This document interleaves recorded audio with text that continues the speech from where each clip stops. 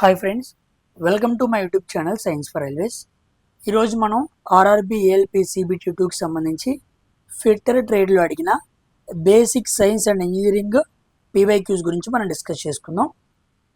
నేను last time part ఏకి సంబంధించి 2025లో జరిగిన మొత్తం పేపర్స్ గురించి కూడా నేను క్లియర్గా మాట్లాడేశాను. ఇప్పుడు నేను పార్ట్ బి ట్రేడ్స్లోకి వెళ్తున్నాను. ముఖ్యంగా మనకి ఈ fitter trade,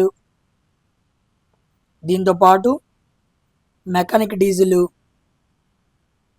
electrical, electronic mechanic, ఈ 4 ట్రేడ్స్లో కూడా 75 క్వశ్చన్స్లో చాలా వరకు బీఎస్సీ క్వశ్చన్స్ ఉన్నాయి.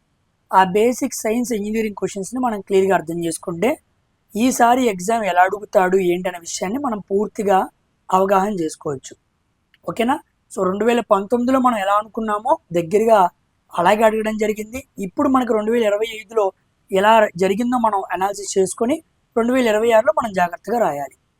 అలా రాయాలి అంటే ఈ క్వశ్చన్స్ అన్ని కూడా మనం కవర్ చేసుకోవాలి. సో నేను ముఖ్యంగా fitter, mechanic diesel, electrical, electronic mechanic, దీంట్లో ట్రేడ్ మాట్లాడను. ట్రేడ్లో ఉన్న కేవలం బీఎస్సీ క్వశ్చన్స్ మాత్రమే మాట్లాడతాను.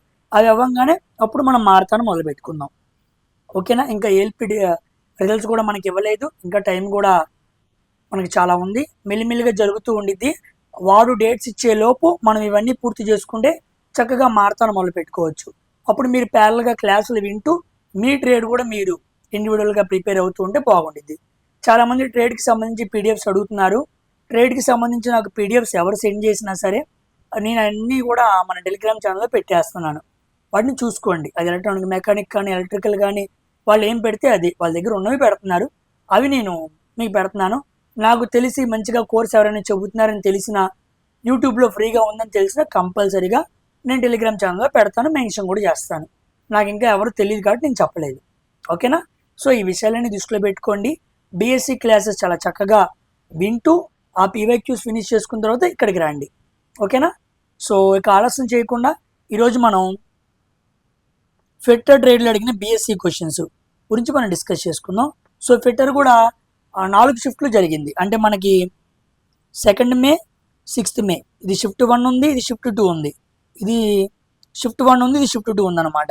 కాబట్టి ఈరోజు పార్ట్ 1, ఈరోజు మనం మాట్లాడుకోబోయేది పార్ట్ 1 అనమాట. సో ఈ పార్ట్ 1లో ఎన్ని బీఎస్సీ క్వశ్చన్స్ ఆ ట్రేడ్లో ఉన్నాయో కవర్ చేస్తాను.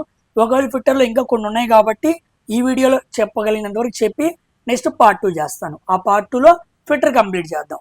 అలాగే ఒక ట్రేడ్కి 2 వీడియోస్లో బీఎస్సీ క్వశ్చన్స్ అన్నీ కంప్లీట్ చేద్దాం. ఇవన్నీ చాలా చాలా ఇంపార్టెంట్.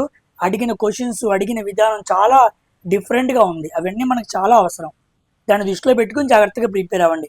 స్కోర్ మిస్ అవ్వకూడదు, ఫుల్ అవుట్ ఆఫ్ ఫుల్ రావాలి అని అనుకుంటే మాత్రం ఇలా ప్రిపేర్ అవ్వండి. ఓకేనా? సో ఫస్ట్ క్వశ్చన్ చూడండి. ఫస్ట్ క్వశ్చన్ ఎన్విరాన్మెంట్ దగ్గర నుంచి అడిగాడు. లాస్ట్ టైం నేను తెలుగులో ప్రొవైడ్ చేయడం నా వల్ల కుదరలేదు, పాసిబుల్ అవ్వలేదు.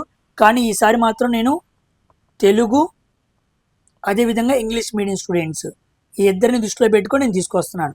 ఆ పీవైక్యూస్ కూడా ట్రాన్స్లేషన్ చేసినప్పుడు సరిగ్గా రాలేదు, అందుకే నేను వాటిని ఆపాను. కానీ ఇక్కడ నుంచి మనం మాట్లాడుకుపోయే ఈ ట్రేడ్లో ఉన్న బీఎస్సీ క్వశ్చన్స్ కానీ నెక్స్ట్ మనం చేసుకునే మారతాన్ కానీ అన్నీ కూడా నేను తెలుగు అండ్ ఇంగ్లీష్లో తీసుకొస్తాను. తెలుగు మీడియం స్టూడెంట్స్ పిల్లలు కూడా చాలా జాగ్రత్తగా ఫోకస్ చేయండి. ఇవి మీకు చాలా బాగా ఉపయోగపడతాయి. ఇక్కడ మీరు చాలా నేర్చుకుంటారు, అది మీకు ఎగ్జామ్లో బాగా ఉపయోగపడుద్ది. So first question, in India when was the hazardous waste management and handling rules implemented to regulate the disposal and processing of hazardous waste?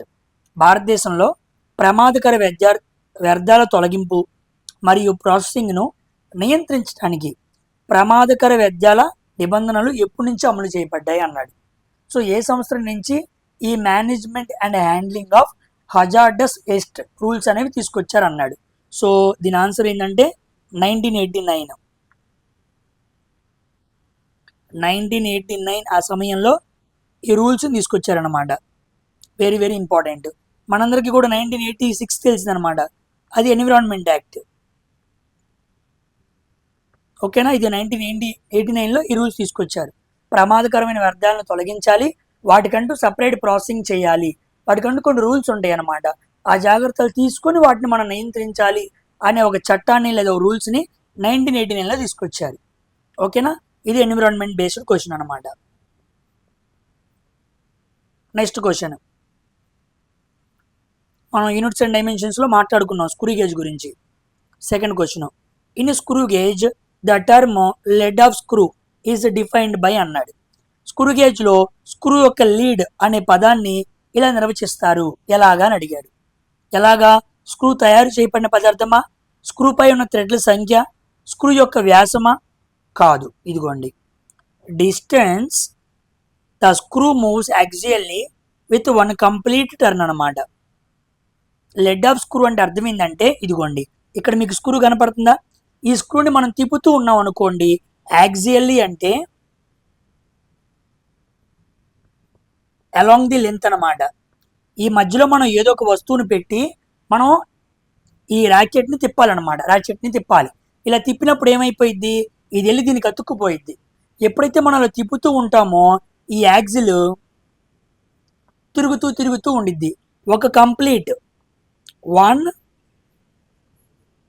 Complete rotation జరిగింది అనుకోండి, అది లెంత్ వైజ్గా మారుతూ ఉండిద్ది అనమాట.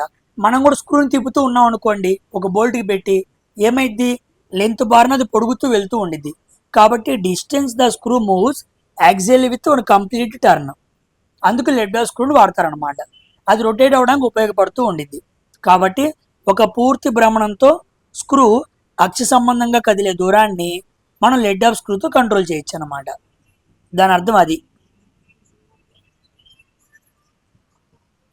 Coming to third question, what is the main reason of copper turns green over time అన్నాడు. సామాన్యంగా copper వస్తువులు ఏవైనా సరే వాటిని మనం అట్మాస్ఫియర్లో అలా పడేసామనుకోండి, ఏమవుతాయి, అవి కొంతకాలానికి మాయిశ్చర్ అండ్ ఆక్సిజన్తో చెరిజరిపి వాటిపైన ఒక ఆక్సైడ్ లేయర్ ఫామ్ అయింది అనమాట. ఒక ఆక్సైడ్ లేయర్ అనేది ఫామ్ అయింది. ఓకేనా, ఈ ఆక్సైడ్ లేయర్ ఫామ్ అవటం వల్ల దాన్ని మనం ఏమంటాం, తుప్పు పడతాం అంటాం. ఓకేనా, కాపర్ ఎప్పుడైనా తుప్పు పట్టింది అనుకోండి, అది మనకి బ్లాక్ కలర్లో ఉండదు, తెలుసా? కాపర్ ఎప్పుడైనా తుప్పు పడితే అది మనకి గ్రీన్ కలర్లో ఉండిద్ది అనమాట. గ్రీన్ కలర్లో ఉండిద్ది. So formation of oxide layer, అలా వాతావరణంలో కాపర్ని పడేస్తే ఆక్సైడ్ పొర దాని మీద ఏర్పడి తుప్పులాగా ఫామ్ అయింది అనమాట. ఆకుపచ్చ రంగులోకి ఫామ్ అయింది. ఆ సమయంలో అలాంటి తుప్పు పట్టిన గ్లాసులో వాటర్ పోసుకొని తాగినా లేదా జ్యూస్ పోసుకొని తాగినా భలే ఇన్ఫెక్షన్ జరిగిపోయింది, చాలా ప్రమాదం. సేఫ్టీ నుంచి అడిగిన క్వశ్చన్ అనమాట. కమింగ్ టు నాలుగో question, if the linear expansion coefficient of a material is 2 into 10 power minus 5 degrees Celsius inverse, what does it mean అన్నాడు. ఒక పదార్థం యొక్క రేఖీయ వ్యాకోచ గుణకం 2 into 10 power minus 5 ఉంటే దాని అర్థం ఏంటి అన్నాడు. నేను మీకు హీట్ అండ్ టెంపరేచర్ చెప్పినప్పుడు చెప్పాను, మనకి 3 రకాల వ్యాకోచ గుణకాలు ఉంటాయి. ఉదాహరణకి ఒకటేమో ఆల్ఫా, ఇంకోటేమో బీటా. ఆల్ఫా అంటే ఇలా అనాలి, ఆల్ఫా బీటా గామా. ఆల్ఫా అంటేనేమో లెంత్ అనమాట, బీటా అంటేనేమో ఏరియా అనమాట, గామా అంటేనేమో వోల్యూమ్ అనమాట. ఒక పదార్థాన్ని మనం వేడి చేసినప్పుడు అది వ్యాకోచం చెందిద్ది. అయితే ఆ వ్యాకోచం లెంత్ ఆధారంగా, దాని పొడవు ఆధారంగా జరిగింది అనుకోండి, దాన్ని మనం ఏమనాలి, లీనియర్ ఎక్స్పాన్షన్ అనాలి. ఇదిగోండి ఆల్ఫా లీనియర్ ఎక్స్పాన్షన్ అంటే లెంత్లో మార్పు జరగాలన్నమాట.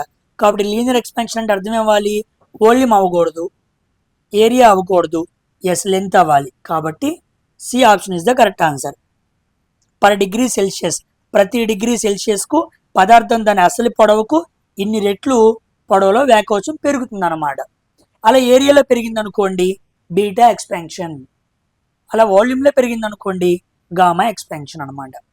ఓకేనా, alpha beta gamma, changing length by original length, వీటి ఫార్ములా కూడా చెప్పాను నేను హీట్ అండ్ టెంపరేచర్లో. నెక్స్ట్ క్వశ్చన్,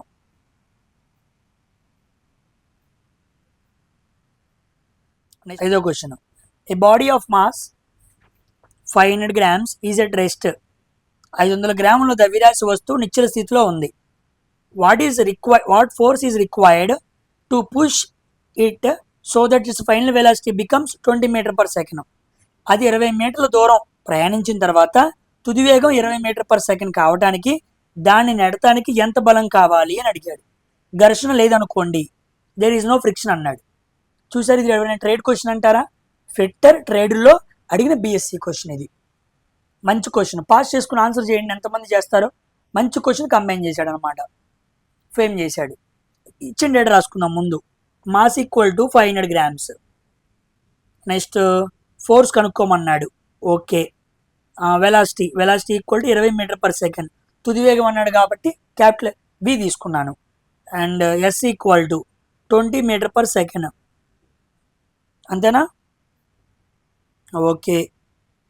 నెక్స్ట్ ఏంటి? అంతే, జీ వాల్యూ ఇచ్చాడు. ఓకే, మనకేం తెలుసు? ఒక పాయింట్ తెలియాలి ఇక్కడ. Change in kinetic energy. Kinetic energy గతిశక్తిలో వచ్చే మార్పే వర్క్ డన్. ఒక వస్తువు గతిశక్తిలో వచ్చిన మార్పు ఆ వస్తువులో పని జరిగింది అంటానికి సూచన అనమాట. కాబట్టి change in kinetic energy equal to work done. ఇది నేను వర్క్ పవర్ ఎనర్జీలో చెప్పాను. ఓకేనా? సో కైనెటిక్ ఎనర్జీ ఫార్ములా ఏంటి? Of mv² equal to work done అంటే F ఇంటూ ఎస్. ఇలా మనం ఈక్వల్ చేసుకోవాలన్నమాట. ఇది చేయాల్సిన విధానం. ఇప్పుడు చూడండి, కింద సాల్వ్ చేద్దాం.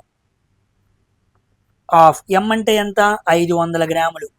గ్రాములు ఉంది కాబట్టి మనం కేజీస్లో మార్చుకోవాలి. సో బై 1000 వేసాను. వి అంటే 20 ఇంటూ 20 ఈక్వల్ టు ఎఫ్ అంటే మనం కనుక్కోవాలి. ఎస్ అంటే ఎంత? 20 ఇచ్చాడు.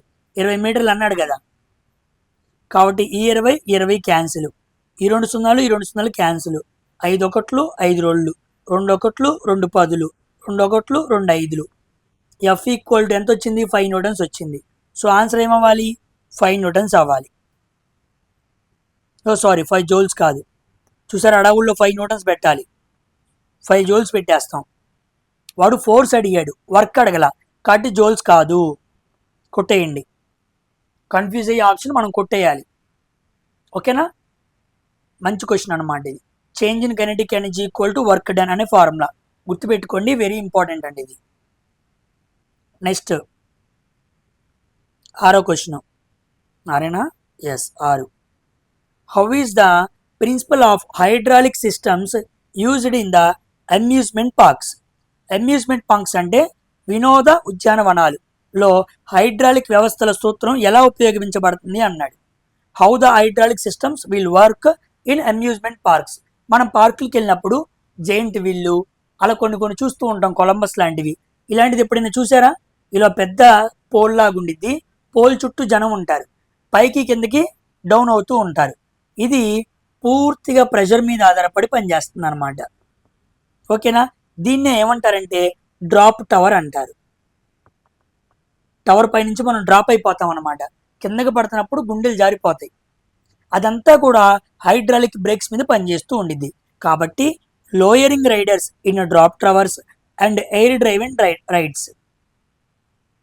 డ్రాప్ టవర్లు మరియు గాలి ఆధారిత రైడ్లలో రైడర్లను కిందకి దించడం ద్వారా ఈ హైడ్రాలిక్ సిస్టమ్ అనేది ఆ పార్కుల్లో వాడిన ఇన్స్ట్రుమెంట్స్లో జరిగిద్ది అనమాట. మనకి జెయింట్ వీల్ కాదు కానీ ముఖ్యంగా ఈ డ్రాప్ టవర్స్, ఎయిర్ డ్రైవింగ్ అనమాట. గాల్లో కొన్ని రైడ్స్ ఉంటాయి, రోలర్ కోస్ట్ లాంటివి, ఇంకా వేరే కొన్ని ఉంటాయి అనమాట. అట్లాంటి వాటిలో ముఖ్యంగా హైడ్రాలిక్ సిస్టమ్స్ మీద మొత్తం ఆధారపడి అదంతా పనిచేస్తుంది. అక్కడ ఏమైనా తేడా పడిందో మొత్తం కొలాప్స్ అయిపోయింది. ఓకేనా? గుర్తుపెట్టుకోండి. ఇది మనకి ప్రెషర్ మీద అడిగాడు. ఓకేనా? Coming to 7th question. Drawing నుంచి అడిగాడు. In engineering drawing, lettering and numbering a single stroke means that అన్నాడు. ఇంజనీరింగ్ డ్రాయింగ్లో అక్షరాలు మరియు సంఖ్యలు రాయటం సింగిల్ స్ట్రోక్, ఒకే దెబ్బ. సింగిల్ స్ట్రోక్ అంటే అర్థం ఏంటి అన్నాడు. పేర్లోనే ఉంది. అక్షరాలు కానీ నెంబర్స్ కానీ సింగిల్ స్ట్రోక్లో రాసాం అనుకోండి, అవి పడినప్పుడు కూడా సింగిల్ స్ట్రోక్లోనే పడతాయి. కాబట్టి సింగిల్ స్ట్రోక్ అంటే అర్థం ఏంటంటే థిక్నెస్ కూడా సింగిల్ స్ట్రోక్ మీద ఆధారపడింది. Second option is the correct answer అనమాట. అక్షరం లేదా సంఖ్య రేఖ మందం పెన్సిల్ యొక్క ఒకే స్ట్రోక్లో పడుతుంది అనమాట. ఇప్పుడు నేను ఇలా రాశాను గోపి అని, సింగిల్ స్ట్రోక్. మళ్ళీ దీని మీద నేను ఇంకోసారి రాశాను అనుకోండి డబుల్ స్ట్రోక్. అలాగనమాట. సో అక్షరాలు మీకు ఎలా కనపడుతున్నాయి? సింగిల్ స్ట్రోక్లో కనపడుతున్నాయి. That means single stroke thickness ఆ అక్షరాలకి పడిద్ది అనమాట. ఓకేనమ్మా? కాబట్టి second option is the correct answer. Coming to 8వ question. Which of the following is a fundamental unit అన్నాడు. ఫండమెంటల్ యూనిట్ అంటే మనకి మీటర్ వస్తుంది. సో లెంత్ అనమాట. లెంత్ని కొలవడానికి మనం మీటర్. ఈ 3 కాదు. న్యూటన్ ఫోర్స్కి, పాస్కల్ ప్రెషర్కి, వాట్ పవర్కి, ఈ 3 కూడా derived units, not fundamental units అనమాట. ఓకేనా? So meter is the answer. Coming to ఎన్నో క్వశ్చన్? 9వ క్వశ్చన్. మళ్ళీ డ్రాయింగ్ నుంచి అడిగిన క్వశ్చన్ అనమాట. What is the blade length of T1 in T square as per IS 1360 and 1989? 1360, 1918 rules ప్రకారం T1లో టీ స్క్వేర్ ఒక బ్లేడ్ పొడవు ఎంత అన్నారు. మనకి తెలుసు T1 square, T2 square, T3 square, T0, T1, T2, T3 రాసుకుంటాం కదా. లెంత్ ఫస్ట్ 1500 ఉండిద్ది, తర్వాత 1000 ఉండిద్ది, తర్వాత 700 ఉండిద్ది, తర్వాత 500 ఉండిద్ది. వాడు T1 అడిగాడు. సో T1 స్క్వేర్ అంటే ఇగో, టీ స్క్వేర్ అంటే ఇదిగో ఇలా ఉండిద్ది. బొమ్మ చూసారుగా. దీన్ని మనం ఏమంటాం? బ్లేడ్ అంటాం.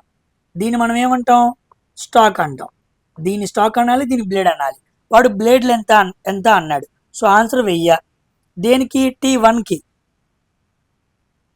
T0 అడిగితే 1, T2 అడిగితే ఇదనమాట. ఓకేనా? ఎక్కువగా మనం T1 వాడతాం. గుర్తుపెట్టుకోండి బ్లేడ్ లెంత్. మీకు నిన్న కూడా చెప్పాను టీ స్క్వేర్తో ఏ లైన్స్ గీయలేము అని అడిగాను. కామెంట్ సెక్షన్లో రాయమని కూడా చెప్పాను. చాలామంది పిల్లలు రాశారు. ప్రతి క్వశ్చన్ కూడా మీరు చదువుతున్నప్పుడు అర్థం చేసుకుంటూ మీరు విన్న కాన్సెప్ట్ని రివైజ్ చేసుకుంటూ వెళ్ళాలి. ఓకేనా? చాలా కష్టపడి ఇవన్నిటిని ఫ్రేమ్ చేసి తీసుకొస్తున్నాను. దీని వెనకాల చాలా కష్టం ఉంది. అర్థమైందా? ఆ కష్టం నాకు ఉపయోగపడాలి, మీకు ఉపయోగపడాలి. అర్థమైందా? నేను చెప్పిన క్లాసులకు మీరు ఉద్యోగం కొట్టాలి. గుర్తుపెట్టుకోండి. ఓకేనా? ఇంత వివరంగా ఈ బొమ్మలతో, పిక్చర్స్తో, అందులో తెలుగులో మీకు తీసుకొస్తున్నాను. ఇదంతా నేను ఒక్కనే చేసుకుంటున్నాను. ఓకేనా? కాబట్టి మీ సపోర్ట్ నాకు కావాలి. అందరూ కూడా వీడియోని లైక్ చేసి షేర్ చేయడం మర్చిపోవద్దు. అదేవిధంగా ALPCBT2 ఎవరు ప్రిపేర్ అయినా వాళ్ళకి సెండ్ చేయండి. ఓకేనా? నెక్స్ట్ 10వ question. The principal behind the vernier scale in vernier calliper అన్నారు. వెర్నియర్ క్యాలిపర్స్లో వెర్నియర్ స్కేల్ దాని ఒక పని ఏంటి? ఆ వెర్నియర్ స్కేల్ ఒక వెనకాల ఉన్న సూత్రం ఏంటి అన్నాడు. వెర్నియర్ క్యాలిపర్స్లో వెర్నియర్ స్కేల్ వెనకాల ఉన్న సూత్రం ఏంటి అని అడిగాడు. ఏంటి సూత్రం అంటే తెలిసిన పొడవును నిర్దిష్ట సంఖ్యలో సమాన విభాగాలు విభజించడమా? కాదు. ప్రధాన స్కేలు మరియు సహాయ స్కేల్ రీడింగ్లు జోడించడమా? ఎస్. ఓకేనా? Adding the main scale reading and auxiliary scale reading. Main scale రీడింగ్కి ఏం కలవాలి? ఆక్సిలరీ స్కేల్ రీడింగ్ కలవాలి. సో ప్రధాన స్కేల్ రీడింగు, సహాయ స్కేల్ రీడింగు 2 కలిసినప్పుడే మనం వెర్నియర్ క్యాలిపర్స్లో ఒక వస్తువు యొక్క మందాన్ని, చిన్నపాటి వస్తువుల యొక్క సైజెస్ని మనం చెప్పగలం అన్నమాట. ఉదాహరణకి ఇదిగోండి, ఇది వెర్నియర్ క్యాలిపర్స్.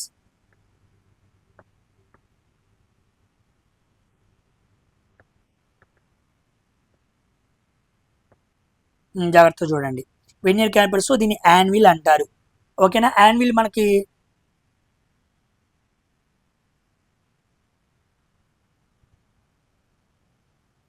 ఇది స్క్రూ గేజ్ అనమాట. ఓకే, మీకు స్క్రూ గేజ్ తీసుకొచ్చాను. సరే, ఇక్కడ వినండి. ఇక్కడ నేను ఒక పాయింట్ చెప్పాలి. స్క్రూ గేజ్ ఏమీ లేదు. ఎప్పుడైనా సరే ప్రధాన స్కేలు, వెర్నియర్ స్కేల్ 2 ఉంటాయి అన్నమాట. అక్కడ ప్రధాన స్కేల్కి ఈ సహాయ స్కేల్ రీడింగ్ అనేది కలపాలి. కలిపితేనే మనకి వెర్నియర్ క్యాలిపర్స్లో మనం వస్తువు ఒక లెంత్ని కనుక్కోగలం. అలాగే స్క్రూ గేజ్లో ఇది యాన్విల్, ఇది స్పిండిల్. దీన్ని డాటమ్ లైన్ అంటారు లేదా సెంటర్ లైన్ అంటారు. దీన్నేమో థింబల్ లేదా థింబల్ స్కేల్ అంటారు లేదా హెడ్ స్కేల్ అంటారు లేదా సర్క్యులర్ స్కేల్ అంటారు. ఇవన్నీ కూడా నేను ఆల్రెడీ చెప్పాను. క్వశ్చన్ వచ్చింది కాబట్టి గుర్తు చేస్తున్నాను. దీన్ని ర్యాచెట్ అంటారు. ఇలా తిప్పుతాం అన్నమాట. మధ్యలో వస్తువుని పెట్టాం. ఓకేనా? ఇక్కడ మనం లిస్ట్ కౌంట్ తెలుసుకోవాలనుకోండి, పిచ్ ఆఫ్ ది స్క్రూ, ఇదిగోండి, దీన్ని పిచ్ స్కేల్ అంటారు. మెయిన్ స్కేల్నే పిచ్ స్కేల్ అంటారు. Very very important. థింబెల్ స్కేల్నేమో హెడ్ స్కేల్ లేదా సర్క్యులర్ స్కేల్ అంటారు. పిచ్ స్కేల్ ఏమో మెయిన్ స్కేల్ అంటారు. ఓకేనా. సో ఇక్కడ పిచ్ ఆఫ్ ది స్క్రూ, ఈ స్క్రూ యొక్క pitch by total number of divisions చేసామనుకోండి మాకు లీస్ట్ కౌంట్ వచ్చింది అనమాట. ఓకేనా. So metre scale least count మీకు అక్కర్లా, మీకు ఎప్పుడు తెలిసిద్ది, మీ చేతిలో స్కేల్ ఎప్పుడు ఉండేది కాబట్టి. వెర్నియర్ కాలిపర్ చూడండి, వెర్నియర్ కాలిపర్స్లో లీస్ట్ కౌంట్ ఎంత అంటే 0.1 mm. అయితే నేను క్లాసులు చెప్పినప్పుడు యూనిట్స్ అండ్ డైమెన్షన్స్ చెబుతున్నప్పుడు ఒక చిన్న మిస్టేక్ చెప్పాను. వెర్నియర్ క్యాలిపర్స్లో లీస్ట్ కౌంట్ అనేది ఒక వాల్యూ ఎప్పుడు ఉండదు. వెర్నియర్ క్యాలిపర్స్లు అనేవి మారుతూ ఉంటాయి అన్నమాట, వాటి వాల్యూస్ మారుతూ ఉంటాయి కాబట్టి వాటి లెంత్లు మారుతూ ఉంటాయి.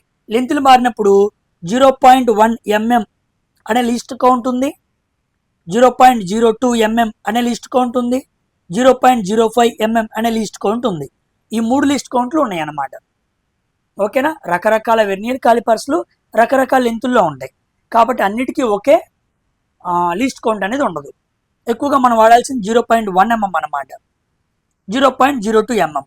అయితే 0.1 mm అన్నా 0.01 సెంటీమీటర్ అన్నా ఒకటే. ఇదిగోండి ఇక్కడ రాసా చూడండి, 0.1 mm అన్నా 0.01 సెంటీమీటర్ అన్నా ఒకటే. కానీ నేనేం చేశానంటే అడవుల్లో 0.01 mm అని చెప్పాను, తప్పు. నేను అది మిస్టేక్ చెప్పాను యూనిట్స్ అండ్ డైమెన్షన్స్ సెకండ్ పార్ట్లో. కాబట్టి బాగా గుర్తుపెట్టుకోండి, వెర్నియర్ క్యాలిపర్స్లో లీస్ట్ కౌంట్ ఎంత అంటే 0.1 mm. ఓకేనా. నెక్స్ట్ స్క్రూ గేజ్లో లీస్ట్ కౌంట్ ఎంత అంటే 0.01 mm. ఈ రెండు గమనించండి. స్క్రూ గేజ్లో అయితే 0.01 mm, వెర్నియర్ క్యాలిపర్స్లో అయితే 0.1 mm. ఒకసారి ఇది వాడలేదు అనుకోండి, ఇది వాడతారు. నేనేం చేశాను, 0.01 mmని 0.01 సెంటీమీటర్ అని కూడా చెప్పాలి కదా, హడావుల్లో మిల్లీమీటర్ అని రాశాను అక్కడ. ఆ విషయాన్ని గమనించండి. ఓకేనా. ఒకవేళ నేను చెప్పింది అర్థం కాకపోతే వెనక్కి వెళ్ళి మళ్ళీ వినండి. ఇవి చాలా క్యాలిక్యులేషన్స్, కన్ఫ్యూజ్ అవుతూ ఉంటారు. మీకు క్లారిటీ ఇచ్చాను, ఏమైనా కన్ఫ్యూజింగ్ అనిపిస్తే ఒకసారి వెనక్కి వెళ్ళి మళ్ళీ వినండి. ఓకేనా. నెక్స్ట్ క్వశ్చన్, 10వ క్వశ్చన్ అయిపోయింది. తెలుసు కదా స్క్రూ గేజ్లో ఎలా కొలుస్తారో. స్క్రూ గేజ్లో రీడింగ్ ఎలా కొలుస్తారు, pitch scale reading plus circular scale reading into least count అనమాట. సర్క్యులర్ స్కేల్ రీడింగ్ లేదా thimble scale reading into least count multiply చేసి పిఎస్ఆర్ పిచ్ స్కేల్ రీడింగ్కి యాడ్ చేయాలి. ఓకేనా. ఆ లీస్ట్ కౌంట్ ఎంత అంటే 0.01 mm. దేనికి, స్క్రూ గేజ్కి. క్యాలిపర్స్కి అయితే మారిద్ది అనమాట 0.1 mm. ఓకేనా. 11వ question, which of the following is the key difference between fuse and circuit breaker. ఫ్యూజ్కి సర్క్యూట్ బ్రేకర్కి తేడా ఏంటి అన్నాడు. ఏంటి అంటే fuse is a one time device. ఉదాహరణకి మన ఇంట్లో ఫ్యూజ్ ఉంది, ఏదో హై ఫ్లక్చువేషన్ కరెంట్ వచ్చింది, ఆ కాపర్ తీగ ఏమైపోయింది, కాలిపోయిద్ది. నువ్వు మళ్ళీ దాన్ని ఏం చేస్తావు, ఇంకో కాపర్ తీగ వేసుకుంటావు. సో ఫ్యూజ్ ఒకసారి మాత్రమే ఉపయోగించే పరికరం. అయితే while circuit breaker can be reset and reuse అనమాట. మన ఇంట్లో కూడా ఎంసీబీ ఉండిద్ది, మినియేచర్ సర్క్యూట్ బ్రేకర్. సో ముందు మన ఇంట్లో ఫ్లక్చువేషన్స్ వచ్చినాయి అనుకోండి, ఎంసీబీ కింద పడిపోయింది అనమాట. ఓకేనా. అప్పుడు ఎంసీబీ కింద పడిపోగానే మనం ఏం చేస్తాం, మళ్ళీ దాన్ని పైకి వేస్తాం, ట్రిప్ అయింది అంటాం. ఎంసీబీ ట్రిప్ అయింది అనమాట ఫ్లక్చువేషన్స్ వచ్చినప్పుడు. అప్పుడు మళ్ళీ ఎంసీబీని మనం పైకి అంటాం. సో వాటిని రీసెట్ రీయూజ్ చేసుకోవచ్చు. సో ఫ్యూజ్ని ఒకసారే వాడతాం, సర్క్యూట్ బ్రేకర్ అలా కాదు. సర్క్యూట్ బ్రేకర్ని రీసెట్ చేసి మళ్ళా వినియోగించుకోవచ్చు. So second option is the correct answer. ఫ్యూజ్కి సర్క్యూట్ బ్రేకర్కి డిఫరెన్స్ అదనమాట. ఓకేనా. కమింగ్ టు 12వ question, which of the following statements is correct about protractor అన్నాడు. ప్రొట్రాక్టర్ డీకోణం మాట్లాడతాం కదా, అలాంటిది అనమాట.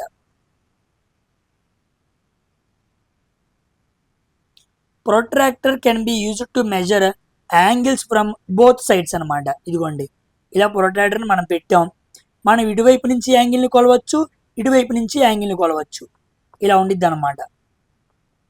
అవునా కాదా. కాబట్టి protractor can be used to measure angle from both sides. కోణమానిని రెండు వైపుల నుండి కోణాలు కలవడానికి ఉపయోగిస్తారు. కరెక్టే. సెకండ్ది, typical is made of rigid metal అన్నాడు. సాధారణంగా అనే పదం ఇంపార్టెంట్. దృఢమైన లోహ పదార్థాలతో ప్రొట్రాక్టర్ని తయారు చేస్తారా, కాదు. దాన్ని ఎక్కువగా తయారు చేసి దేంతో, గ్లాస్తో. మనం కూడా జామెంట్రీ బ్యాగ్స్లో ప్రొట్రాక్టర్ ఉండిద్ది, ఇనపది ఉండిద్దా, ఉండవు, గ్లాస్వి ఉంటాయి. కాబట్టి సెకండ్ ఆప్షన్ రాంగ్ అనమాట, మొదటిది రైట్. సో వాక్యం ఒకటి మాత్రమే నిజం. ఓకేనా, దట్ ఈస్ ద ఆన్సర్ అనమాట. కమింగ్ టు 13వ question. In engineering drawing what is defined as the path of a moving point with no thickness? Engineering డ్రాయింగ్లో మందం లేకుండా కదిలే బిందువు యొక్క మార్గాన్ని ఏమని పిలవాలి? మనం ఏమని నిర్వచించాలి అన్నాడు. ఏమనాలి? మనం లైన్ అని పిలవాలి. ఓకేనా, ఉదాహరణకి ఇది ఒక బిందువు, ఇలా పెట్టాను, ఇలా వెళ్ళిపోతూ ఉంది, థిక్నెస్తో సంబంధం లేదు, ఇలా వెళ్ళిపోతూ ఉంది. మనం దీన్ని ఏమని పిలవాలి? లైన్ అని చదవాలి. అదే వాడు ఇచ్చాడు డెఫినేషన్లో. So it is called as line. ఓకేనా, దాన్ని మనం లైన్ అని పిలుస్తామన్నమాట. కమింగ్ టు 14వ క్వశ్చన్. చూసారా, ట్రేడ్లో ఫిట్టర్ 2 మే రోజు జరిగిన ఫస్ట్ షిఫ్ట్, సెకండ్ షిఫ్ట్లో క్వశ్చన్స్ అనమాట ఇవన్నీ. చూడండి ఇన్ని అడిగాడు. డ్రాయింగ్ నేర్చుకోవడం వల్ల మీకు ట్రేడ్లో కూడా ఉపయోగపడుతుంది. ప్రతి ట్రేడ్లో డ్రాయింగ్ ఉంది, అది మీకు కంపల్సరీ యూజ్ అయ్యిద్ది. ఆ డ్రాయింగ్ పూర్తిగా మీకు చెప్పబడటం జరిగింది. అర్థమైంది? మీరు నమ్ముతారో లేదో, ఫస్ట్ 2 మే ఫస్ట్ షిఫ్ట్లో 17 క్వశ్చన్లు ఫిట్టర్ ఉన్నాయి. 2 మే జరిగిన సెకండ్ షిఫ్ట్లో 26 క్వశ్చన్లు ఫిట్టర్ ట్రేడ్లో ఉన్నాయి. అంటే ఫిట్టర్ 2 మే షిఫ్ట్ 2 ఎవరైనా రాస్తే 26 క్వశ్చన్లు, అంటే ఓన్లీ బీఎస్సీ తెలిసినా సరే వాడు ఫిట్టర్ ట్రేడ్లో క్వాలిఫై అవ్వచ్చు. అలా ఇచ్చాడు పేపర్ని, తెలుసా? కాబట్టి మీరు నేర్చుకునే బేసిక్ సైన్స్ అండ్ ఇంజనీరింగ్ మీకు పార్ట్ బిలో ఉపయోగపడుతుంది. అందుకే ఆ క్వశ్చన్స్ నేను అబ్జర్వ్ చేసి మరీ తీసుకొస్తున్నాను. ఓకేనా, ఈ క్వశ్చన్స్ వీటితో పాటు మీరు ఎక్కడ మాక్ టెస్ట్ అని రాసుకోండి, ఆ క్వశ్చన్స్ ఇవి చూసుకోండి. 80 to 90% డిఫరెన్స్ ఉంటాయి. ఏదో క్వశ్చన్స్ తీసుకొచ్చి మీకు మార్కుల్లో పెట్టేస్తున్నారు, కానీ ఎగ్జామినర్ అలా అడగట్లేదు, వేరేగా అడుగుతున్నాడు. ఇవి మనం తెలుసుకోకుండా మనం ఏం పడితే అది ప్రిపేర్ అయితే వృధా. నువ్వంతా ప్రిపేర్ అవుతావు కానీ ఎగ్జామ్లో రావు, అది గుర్తుపెట్టుకోండి. చూడండి, match the correct length and width of the trimmed size sheets అన్నాడు. ఓకే, ఏ నాట్ అంటే ఫస్ట్ది, దానికి 841, 1189 ఉండిద్ది. సో ఏకి ఎస్, ఇది కాదు, ఇది కాదు. సో ఏకి ఎస్ ఇది ఉంది, ఇక్కడ ఉంది. నెక్స్ట్ ఏ1 అంటే నెక్స్ట్ది 594, 841 ఉండాలి. సో ఏ1కి ఆర్, బీకి ఆర్. సో బీకి ఆర్ ఉంది, బీకి ఆర్ ఉంది. ఓకే, నెక్స్ట్ ఏ2 అంటే దీంట్లో సగం 420, 594 అంటే సికి క్యూ అనమాట. సో సికి పి ఉంది, తప్పు, సికి క్యూ, ఎస్ ఇది కరెక్ట్. మనం డ్రాయింగ్ షీట్ సైజెస్ మనంతా చదువుకున్నాం, ఏ0, ఏ1, ఏ2, ఏ3 అని చెప్పి, అవన్నీ గుర్తుండాలన్నమాట. ఓకేనా, 841 మనకు తెలుసు కదా. 19 స్క్వేర్ ఎంత, 29 స్క్వేర్ ఎంత, 841. అలా గుర్తుపెట్టుకోండి, అంతేనా? సారీ 29 కాదు, 19.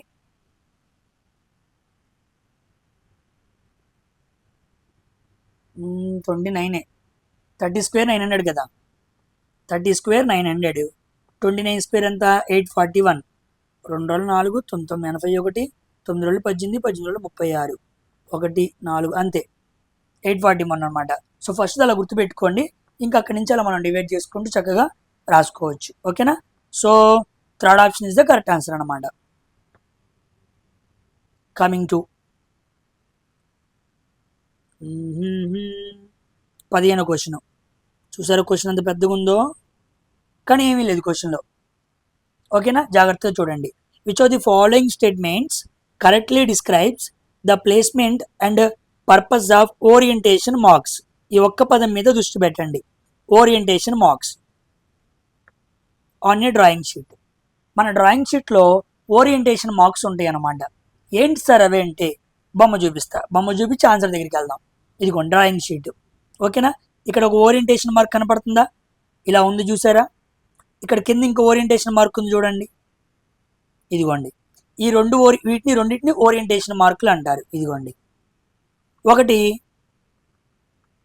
విడ్త్ మీద ఉంది, ఇంకోటి లెంత్ మీద ఉంది. ఇది నెంబర్ 1 పాయింట్. రెండో పాయింట్, ఎందుకు ఇది డ్రాయింగ్ షీట్ని మనం ఎలా ప్లేస్ చేయాలి? డ్రాయింగ్ షీట్ని మనం ఎలా ప్లేస్ చేయాలంటే నువ్వు డ్రాయింగ్ బల్ల మీద నించున్నప్పుడు ఈ యారో మార్కు నీ వైపు కిందకు ఉండాలి. అలా ఉండాలి అని తెలిసిందనుకోండి, అప్పుడు యారో మార్కుని బట్టి డ్రాయింగ్ షీట్ని పెట్టుకుంటావు. అదే నీకు తెలియలేదనుకోండి, ఎలా పడితే అలా పెట్టి గీస్తావు. అంటే అరేంజ్మెంట్. డ్రాఫ్ట్స్మెన్ అంటే మనం గీసేవాళ్ళం. మన వైపు ఎలా ఉండాలో పెట్టుకోవడానికి ఉపయోగపడుతుంది. At the same time length మీద బ్రెడ్త్ మీద మనకు చూపిస్తుంది. లెంత్ ఇది బ్రెడ్త్ ఇది అని. లెంత్ మీదేమో కిందకు ఉంది, బ్రెడ్త్ మీదేమో లెఫ్ట్ వైపుకు ఉంది. ఏంటవి? ఓరియంటేషన్ మార్కులు. వాటి మీద క్వశ్చన్ ఫ్రేమ్ చేశాడండి. చూడండి ఇప్పుడు క్వశ్చన్. ఇప్పుడు సింపుల్గా చెబుతారు చూడండి ఆన్సర్. డ్రాయింగ్ షీట్ పైన ఓరియంటేషన్ మార్కుల గుర్తులు స్థానం మరియు ఉద్దేశాన్ని కింది వాటిలో ఏ వాక్యాలు సరిగ్గా వివరిస్తాయి అన్నాడు. చూద్దాం. డ్రాయింగ్ షీట్ యొక్క రెండు వ్యతిరేక మూలాల్లో ఓరియంటేషన్ మార్కులు ఉంటాయా? తప్పు. వ్యతిరేకంగా ఎందుకు ఉంటాయి? ఉండవు.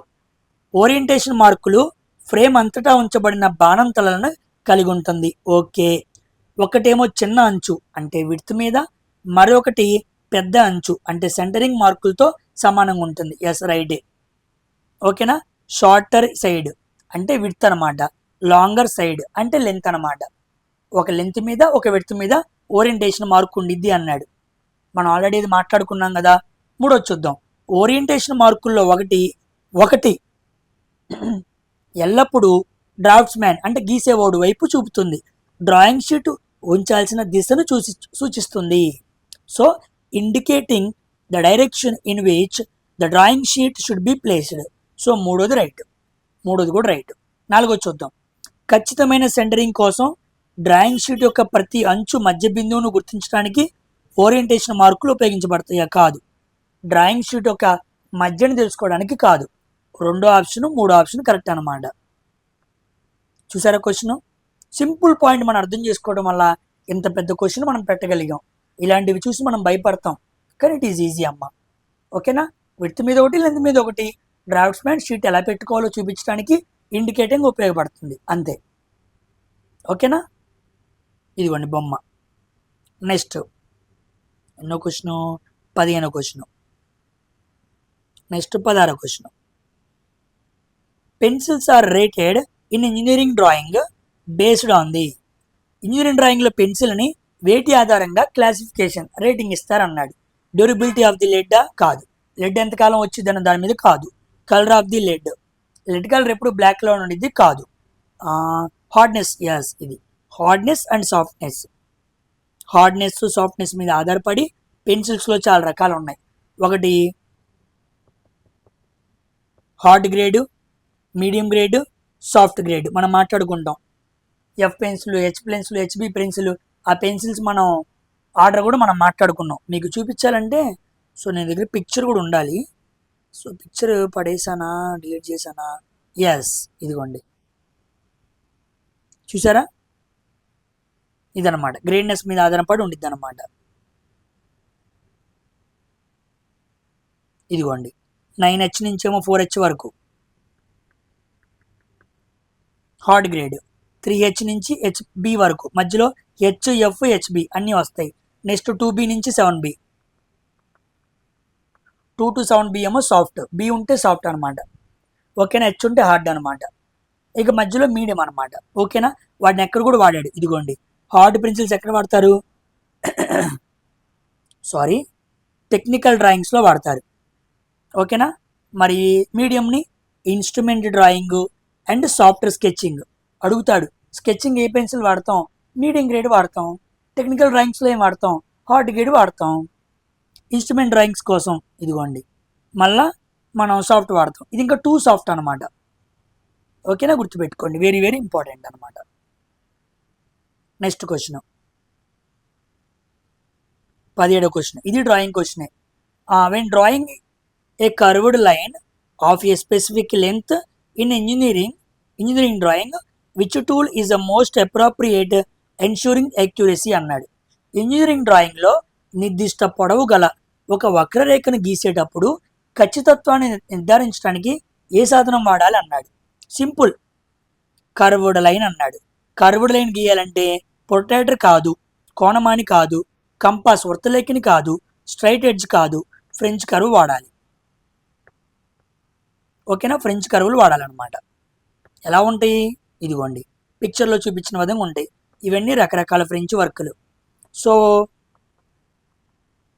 పార్ట్ ఆఫ్ ది లైన్ కానీ లేదా కర్వ్ లైన్స్ కానీ గీయడానికి ఈ రెండు పనులు చేయడానికి ఫ్రెంచ్ కర్వ్స్ అనేవి మనకు ఉపయోగపడుతూ ఉండిద్ది. ఓకేనా. అండ్ నెక్స్ట్ క్వశ్చన్, అది 17 అయిపోయింది కదా. 18వ క్వశ్చన్, సింపుల్ మిషన్స్ క్వశ్చన్ కూడా అడిగాడు ట్రేడ్లో. చూడండి, if the efficiency of the machine is 80%, what does it mean? ఒక వస్తువు యొక్క సామర్థ్యం 80%. అయితే ఆ యంత్రం ఒక అర్థం ఏంటి? 80% బాగా పనిచేస్తుందంటే సింపుల్, దాని ఎఫిషియన్సీ 80. అంటే మనం 100 రూపాయలు ఇచ్చామనుకో, 80 రూపాయలే బయటకు వస్తుంది, 20 రూపాయలు ఏమవుతుంది? నష్టపోతున్నాం. కాబట్టి there is 20% of loss in the input machine. యంత్రంలో 20% ఏమైంది? ఇన్పుట్ శక్తి నష్టమైంది. ఓకేనా. అది అవుట్పుట్ 100, ఇన్పుట్ 100, అవుట్పుట్ 80. లాస్ ఎంత అంటే output minus input, that is 20% అనమాట. Simple question. నెక్స్ట్ 19వ question, what does an optical pyrometer measure అన్నాడు. పైరోమీటర్, ఆప్టికల్ అనే పదం కాస్త పట్టుకోగానే ఎవరికి అంతగా తెలీదు. కానీ పైరోమీటర్ అంటే, పైరో అంటే హై టెంపరేచర్ అని అర్థం అనమాట. సో ఎక్కువ టెంపరేచర్ అంటే ఇది టెంపరేచర్కి సంబంధించిందని మనం పట్టేసుకోవాలి. పీడనం కాదు, ద్రవాల ఘనపరిమాణం కాదు, ఉపరితల ఉష్ణోగ్రత. ఎస్, ఇది కరెక్ట్. ఓకేనా. ఉపరితల ఉష్ణోగ్రతను కొలవడానికి మనం టెంపరేచర్ ఆఫ్ ది సర్ఫేస్ను కొలవడానికి మనం వాడతాం. అది కూడా హై టెంపరేచర్స్ అనమాట. ఒకవేళ లో టెంపరేచర్ అనుకోండి, క్రయోజెనిక్స్. ఓకేనా. క్రయోమీటర్ అంటారు. పైరోమీటర్ అంటే ఎక్కువ టెంపరేచరు, క్రయోమీటర్ అంటే లో టెంపరేచర్, మరీ తక్కువ టెంపరేచర్ అయితే క్రయో అనమాట. గుర్తుపెట్టుకోండి, క్రయోజెనిక్స్ అంటారు దాన్ని, దీనేమో పైరోమెట్రిక్స్ అంటారు ఎక్కువ టెంపరేచర్ అయితే. సో ఇది 19వ క్వశ్చన్. అండ్ 20వ క్వశ్చన్, సింబాలిక్ రిప్రజెంటేషన్స్ అనే ఇంజనీరింగ్ డ్రాయింగ్లో నేను ఇవన్నీ చెప్పాను. ఈ జాయింట్స్ చాలా ఇంపార్టెంట్. ఒకవేళ మీరు అప్పుడు వినలేదా, ఇప్పుడు MCQsలో మాట్లాడుతున్నప్పుడు జాగ్రత్తగా వినండి. ఓకేనా. ఇది ఫిట్టర్ క్వశ్చన్ అనుకుంటారేమో, కాదు, ఇది డ్రాయింగ్ క్వశ్చనే. ఓకేనా. 1-2 సార్లు క్వశ్చన్ మొత్తం క్రాస్ చెక్ చేసి ఇది ఎంతవరకు ఉపయోగం అని చెప్పి నేను మాట్లాడుతున్నాను. ఇది మనం మాట్లాడుకున్న 6th మే రోజు జరిగిన సెకండ్ షిఫ్ట్లో కూడా ఇలాంటి క్వశ్చన్ అడిగాడు జాయింట్ మీద. ఓకేనా. చూడండి, identify the brazed joint shown below. కింద చూపబడిన బ్రేజ్డ్ జాయింట్ రకాన్ని గుర్తించండి అన్నాడు. ఇదిగోండి, ఇదొకటి ఒకదాని మీద ఒకదాన్ని పెట్టాం, ఒకదాని మీద ఇంకో దాన్ని పెడతాను ఏమంటాం? ల్యాప్ అంటాం. అంతే కదా. ఒకదాని మీద ఇంకో దాన్ని పెట్టు అంటే ల్యాప్ జాయింట్. సో దీన్ని సింపుల్ ల్యాప్ జాయింట్ అంటారు. ఓకేనా. ఇంకా చాలా రకాలు ఉన్నాయి, ఇక్కడ పిక్చర్స్లో వాటిని చూద్దాం. ఇదిగోండి, సింగిల్ స్ట్రాప్ జాయింట్. ఇప్పుడు మీకు నేను చెప్పింది ల్యాప్ జాయింట్ అంటే ఒకదాని మీద ఇంకో దాన్ని పడుకోబెడతాం. ఇదిగోండి. ఓకేనా. డబుల్ ల్యాప్ జాయింట్ అంటే రెండింటి మధ్యలో ఇంకో దాన్ని ఇలా పెడతాం, దీన్ని ల్యాప్ జాయింట్ అంటారు. దీన్ని డబుల్ ల్యాప్ అనాలి, ఇలా పెడితేనేమో సింగిల్ ల్యాప్ అనాలి. ఇది ల్యాప్. ఇప్పుడు చెప్పేది స్ట్రాప్ అంటే ఈ బద్ద తీసుకొని 2 బద్దలకి ఇలా మధ్యలో కొడతాం అనమాట. దీన్ని స్ట్రాప్ జాయింట్ అంటారు. మనం కూడా ఈ బొంగు ఇది పెద్ద బొంగు అనుకోండి, 2 చిన్న బొంగులు జాయింట్ చేయాలి. అప్పుడు పైన ఒక బొంగు పెట్టి మనం చెక్కలు కొడతాం, ఇక్కడ మేకు కొడతాం, అప్పుడు జాయింట్ కాగిద్ది. దాన్ని స్ట్రాప్ జాయింట్ అంటారు. అదే మనం ఇలా చేసామనుకోండి, ఇటొకటి పెట్టి పైన కింద పెట్టామనుకోండి, దాన్ని డబుల్ స్ట్రాప్ జాయింట్ అంటారు. ఓకేనా. ల్యాప్ అంటేనేమో ఇలా పడుకోబెడతాం, డబుల్ ల్యాప్ అంటేనేమో రెండింటి మధ్యలో పెడతాం.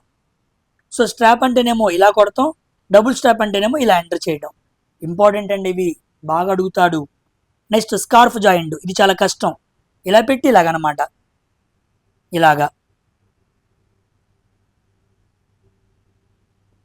ఇలా తీసుకురావటం, ఈ రెండింటి మధ్య జాయింట్ అనమాట, ఇలా ఫ్రేమ్ చేయడం. ఓకేనా. ఇలా మనకి జెడ్ షేప్ రావాలన్నమాట. దాన్నే మనం ఇదిగోండి జెడ్ షేప్ కనపడుతుంది చూసారా, దాన్ని స్కార్ఫ్ జాయింట్ అంటారు. Very very important. ఓకేనా. ఇదిగోండి ఇక్కడ మళ్ళీ ఇంకోటి చూపిస్తున్నా చూడండి, సింగిల్ ల్యాప్ జాయింట్ ఇలా ఉండిద్ది. ఇక్కడ కొన్ని ఆప్షన్స్ కూడా ఉన్నాయి కదా, అవి చెబుతున్నాను. ఇదిగోండి జాగిల్ జాయింట్ అంటే ఇలా గీసి ఇలా పెట్టి పైకి పెడతాం. ఈ జాగిల్ జాయింట్ మీరు ఎక్కడ కనపడిద్దో తెలుసా మీకు? మనం పోస్టులు పోస్తాం కదా, మనం ఇల్లు కడుతున్నప్పుడు పైన ప్లాస్టిక్ పెట్టినప్పుడు పోస్టులు పడతాం. పోస్టులు కడుతున్నప్పుడు ఇక్కడ వరకు మనం సువ్వలు కట్టేసిన తర్వాత నెక్స్ట్ సువ్వను ఎలా పెడతాడు, ఇలా తీసుకొచ్చి ఇలా పెడతాడు. ఓకేనా, దాన్నే మనం జాగిల్ జాయింట్ అంటాం. అది వెల్డింగ్ అదే దాన్ని ఏమంటారు, సెంటరింగ్ పనులకు బాగా తెలిసింది. ఓకేనా, ఈ జాగిల్ joints. Next double lap joint, ఇది ఆల్రెడీ మీకు ఇక్కడ చూపించాను. Next wavy lap, very very important. ఇదిగోండి ఇలా పెట్టి దీనికి జాయింట్ ఇవ్వటం. అసలు కష్టమైంది రివర్స్ బెండ్ జాయింట్. ఇదిగోండి దీన్ని ఇలా పెట్టాం కదా, దీన్ని పైకి రివర్స్ చేసి ఇలా జాయింట్ చేయాలి. సో రివర్స్ బెండ్ జాయింట్ అంటారు. ఇవి ఎక్కువగా ఎగ్జామ్స్లో అడుగుతున్న చాలా ఇంపార్టెంట్ జాయింట్స్. ఓకేనా, ఇవన్నీ కూడా కాస్త ఫోకస్ చేయండి. మీకు అర్థం అవ్వాలని చెప్పి క్వశ్చన్కి రిలేటెడ్గా నేను ఇన్ని పిక్చర్స్ తీసుకొచ్చి మీకు ఎక్స్ప్లెయిన్ చేస్తున్నాను. ఎందుకంటే ఇలాంటి క్వశ్చన్ మనకి లాస్ట్ షిఫ్ట్లో కూడా అడిగాడు కాబట్టి. So we don't need to take any risk. ఓకేనా, ఈసారి రిస్క్ తీసుకోకూడదు, చాలా ఉద్యోగాలు రావాలి మనకి. ఓకేనమ్మా. కమింగ్ టు 21వ క్వశ్చన్. ఇది కూడా చాలా ఇంపార్టెంట్. ఇది కూడా నేను డ్రాయింగ్లో ఎక్స్ప్లెయిన్ చేశాను కూడా. ఈ మధ్య బాగా అడుగుతున్నాడు దీన్ని. చూడండి, what does the surface finish symbol shown in the figure represent అన్నాడు. ఇక్కడ ఇప్పుడు మనం మాట్లాడుకునేది సర్ఫేస్ ఫినిష్. ఒక ప్రాంతంలో ఒక సర్ఫేస్ని చక్కగా కట్టిన తర్వాత ప్లాస్టరింగ్ అంతా అయిపోయిన తర్వాత సర్ఫేస్ ఫినిష్ అయ్యింది అని చెప్పాలంటే మనం కొన్ని సింబల్స్ ఉంటాయి అన్నమాట. ఈ సర్ఫేస్ ఫినిష్ కింద మనకి 4 సింబల్స్ ఉంటాయి. ఆ 4 చాలా ఇంపార్టెంట్ అండి, బాగా ఎగ్జామ్స్లో కనపడుతున్నాయి. ఓకేనా, సో వాటిని బాగా ఫోకస్ చేయాలి. ఆ 4 ఇక్కడ మీకు ఎక్స్ప్లెయిన్ చేస్తాను. ఇచ్చిన చిత్రంలో చూపబడిన ఉపరితల ముగింపు సర్ఫేస్ ఫినిష్ చిహ్నం దేన్ని సూచిస్తుంది అన్నాడు. చూడండి, సర్ఫేస్ ఫినిష్ అంటే ఇక్కడ మనకి ఏమర్థం అవుతుంది, సర్ఫేస్ ఫినిష్ అన్నాడు అంటే ఇక్కడ గరుగ్గా ఏమీ లేదు, మనం మొత్తం ప్లాస్టింగ్ చేసేసాం అని అర్థం అనమాట. గోడ కట్టిన తర్వాత అలా వదిలేసామనుకోండి మనం బాగుండదు, దాన్ని మనం ప్లాస్టింగ్ చేసేయాలి. ప్లాస్టింగ్ చేసిన తర్వాత ఆ ప్రాంతానికి మనం ఇవ్వాల్సిన సింబల్ ఏందనుకున్నాం, రైట్, గుర్తుపెట్టుకోవడానికి రైట్ అలా ఇచ్చేయండి. అంటే రఫ్నెస్, వివరాలు లేని సాధారణ మ్యాచింగ్ అని అర్థం. So general mentioning indication without roughness లేదు, అంతా క్లియర్గా మనం ప్లాస్టింగ్ చేసేసాం అని సూచించటానికి వాడే సింబల్నే మనం ఏమంటాం, ఇలా చూపిస్తాం. ఓకేనా, ఇలా మీకు 4 చూపిస్తాను, జాగ్రత్తగా గుర్తుపెట్టుకోండి. ఈ 4 వెరీ వెరీ ఇంపార్టెంట్. ఇప్పుడు మనం మాట్లాడుకున్న క్వశ్చన్ ఇదన్నమాట. ఓకేనా, ఇక్కడ అర్థం ఏంటి, బేసిక్ షేప్డ్ సింబల్. ఇక్కడ అర్థం ఏంటి, సర్ఫేస్ ఫినిష్ అయిపోయింది, ఇబ్బంది ఏమీ లేదు అని అర్థం. కానీ ఇక్కడ చూడండి, ఇలా ఉందనుకోండి చిన్న డ్రా, అలా ఉంటే అక్కడ అర్థం ఏంటి అంటే ఇక్కడ మిషన్ కావాలి, ప్లాస్టింగ్ చేయాలి అని అర్థం అనమాట. Machine finish required. ఇక్కడ గరుకుగా ఉంది, రఫ్నెస్ ఉంది. నువ్వు ఆ రఫ్నెస్ ఏం చేయాలి, మిషన్ పెట్టి క్లియర్ చేయాలి అని చూపిస్తుంది. అంటే పని చేయాలి అని చెప్పే సింబల్ ఏంటి, సెకండ్ సింబల్. తర్వాత removal of material is not permitted. The symbol is a basic shaped symbol with circle added in the groove అనమాట. ఇలా గీసి మధ్యలో సర్కిల్ ఉండిద్ది. అక్కడ అర్థమైంది అంటే ఇక్కడ నుంచి ఏ మెటీరియల్ తీయాల్సిన పని లేదు, ఈ సర్ఫేస్ మీద ఎంత మెటీరియల్ ఉండాలో అంత ఉంది. So removal is not allowed, తీయటానికి ఏమీ లేదు, ఒక్కటి కూడా మీరు కదిలిమాకండి, అంతా చక్కగా ఉంది అని చెప్పే సింబల్ అనమాట. Next special surface feature, basic symbol with a bar. ఇదిగోండి బార్, ఇందా మనం ఇలా గీసాం కదా, దానికి ఇలా బార్ వచ్చింది కొత్తగా, bar added to the top of the right hand line అనమాట. ఇలా గీసి రైట్లో ఇలా బార్ గీయాలి. ఎందుకు అంటే ఎక్స్ట్రా ఫీచర్స్ అనమాట. ఇక్కడ మనం వాల్యూస్ని మెన్షన్ చేసుకోవడం, దీని థిక్నెస్ ఎంత ఉందని మెన్షన్ చేయడం, దీని రఫ్నెస్ ఎంత ఉందని మెన్షన్ చేయడం, దీని సాఫ్ట్నెస్ ఎంత ఉందని మెజర్ చేయడం, ఈ వాల్యూస్ అన్ని ఇక్కడ మనం రాసుకోవచ్చు. So special surface finished symbol showing the values అనమాట. ఓకేనా, ఈ 4 వెరీ వెరీ ఇంపార్టెంట్, ఎగ్జామ్లో అడుగుతాడు. ఇవి డ్రాయింగ్లో ఉంటాయి అనమాట. Symbolic representations at the work place, whether the work is finished, whether the work is pending అని మనకు మెన్షన్ చేయడం అనమాట. ఓకేనమ్మా, అర్థమైందా? 21వ క్వశ్చన్. కమింగ్ టు 22వ question. Which are the following non metals naturally black అన్నాడు. నాన్ మెటల్స్ న్యాచురల్లీ బ్లాక్ అన్నాడు.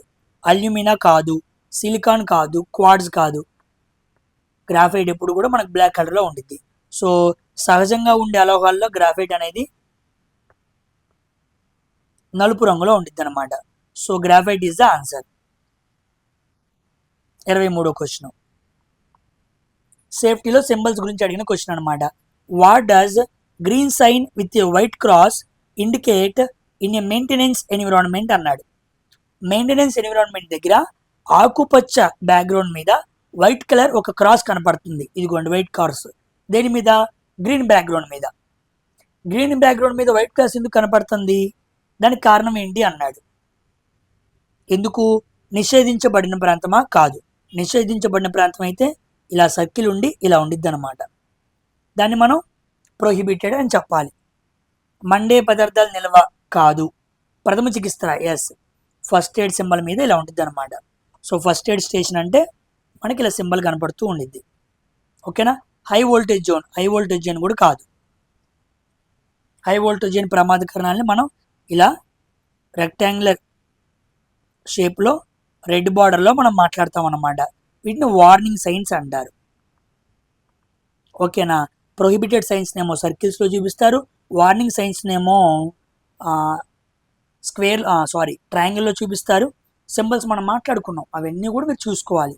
ఇదైతే ఫస్ట్ ఎయిడ్ అనమాట. Good question. కమింగ్ టు 24వ question. Why is it important to follow proper disposal procedures for industrial waste? పారిశ్రామిక వ్యర్థాలని పారవేసే సరైన విధానాలని పాటించడం ఎందుకు ముఖ్యం? ఎందుకు? పారిశ్రామిక వ్యర్థాలని పారవేసడానికి ఒక పద్ధతి, ఒక ప్రాపర్ డిస్పోజల్ ప్రొసీజర్ ఎందుకు? అంటే to save time, effort in sorting వేస్టా? కాదు. వ్యర్థాలని క్రమబద్ధీకరించడంలో సమయం ఆదా ఇద్దనా? కాదు. To reduce the number of trash బిన్సా? కాదు. అనవసరమైన చెత్త డబ్బాల సంఖ్యను తగ్గించడానికా? కాదు. పర్యావరణ నిబంధనలకు లోబడి ఉండటానికి మరియు కాలుష్యాన్ని తగ్గించడానికి. Yes. To comply with environmental regulations and reduce pollutions అనమాట. పర్యావరణ నిబంధనలకు సంబంధించి లోబడి మనం కాలుష్యాన్ని తగ్గించడానికి ఒక పద్ధతిని మనం ఫాలో అవ్వాలి. అంతేగాని ఏదో చెత్త డబ్బాలు తగ్గుతాయని, సమయం వృధా ఇద్దని వ్యర్థాలు ఎక్కడైనా కుళ్ళిపోవడానికి అనుమతించడానిగా? కాదు. So first, second, fourth options కాదు. Third option is the correct answer అనమాట. ఓకేనా? నెక్స్ట్ 25వ question. What is waste? Waste అంటే అర్థం ఏంటి అన్నాడు. వ్యవసాయానికి విలువైన పదార్థాలా? కాదు. పరిశ్రమలకు ఉపయోగపడే పదార్థాలా? కాదు. జీవులకు సహజ వనరులా? కాదు. అవాంఛిత లేదా నిరుపయోగమైన పదార్థాలు. అవాంఛిత, అన్వాంటెడ్ అండ్ అన్యూజబుల్ మెటీరియల్స్ మనం ఏమని డిస్క్రైబ్ చేయాలి? వేస్ట్ అని డిస్క్రైబ్ చేయాలి. Okay, 25 questions. So completely fitter ట్రేడ్లో